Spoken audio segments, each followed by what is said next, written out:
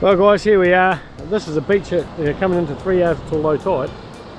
The high tide mark's just up here, which is, as you can see, if you can see that, you can see the difference of the wet sand there and the dry sand.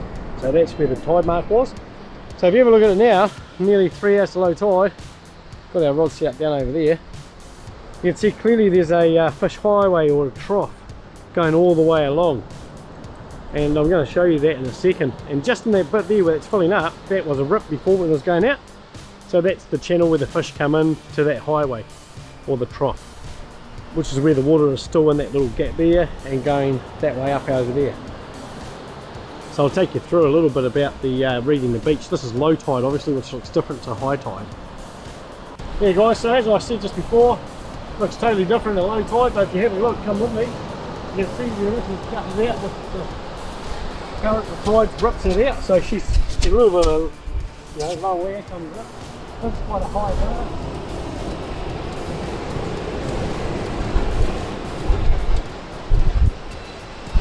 And this is what we call a fish highway. So this is one highway, which is to my right. So at high tide, when this fills up, the fish essentially are actually travelling these highways. There's evidence down there. You see quite clearly that just goes out to another cut. So this is one cut. This is a rip before when the tide went out. So there's the sandbar, which Andrew there standing in the middle of the sandbar. So just on the other side of that drops off, and it drops off on this side. So when you're casting back up where we were before, if you turn around and see how far down we are, you'll be casting out into this cut and this trough here. So you'll catch snapper and so forth just on this side, or just where that breaker is, just behind that breaker there behind us. If you land where it breaks when high tide comes in, it's the back breaker, you're hitting the sandbar, you're only knee deep water. And that explains why. It may only be a drop of about 200-300 mil or half a metre, but that makes a hell of a lot when it's coming in the top. But remember, water's meant to be level, so it's the pressure from underneath that builds those waves up. That's how you tell where the bars are. If it's breaking out the back, it's shallow, hits another channel, she comes back up, starts building again, then it breaks when it hits the shoreline, and that's where it's shallow. So that's a little bit about low tide reading. So what I'm reading at the moment, looking at this, is at high tide.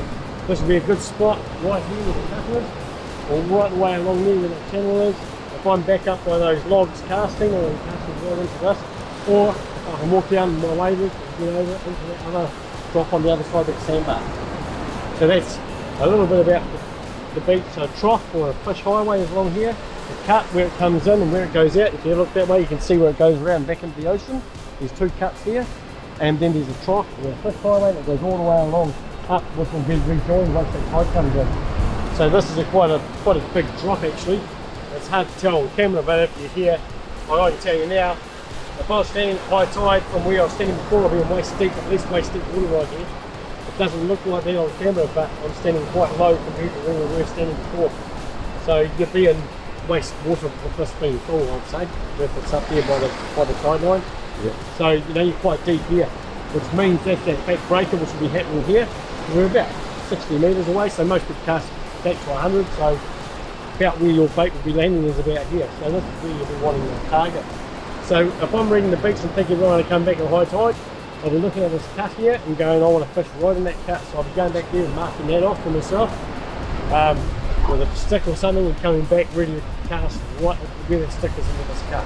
Because the fish have to come in somewhere. If it's too dumpy on each side, they're coming through the cut, and you get them on the way in and on the way out. So that's a little bit of a tip there guys, and that's how I read my beach at low tide.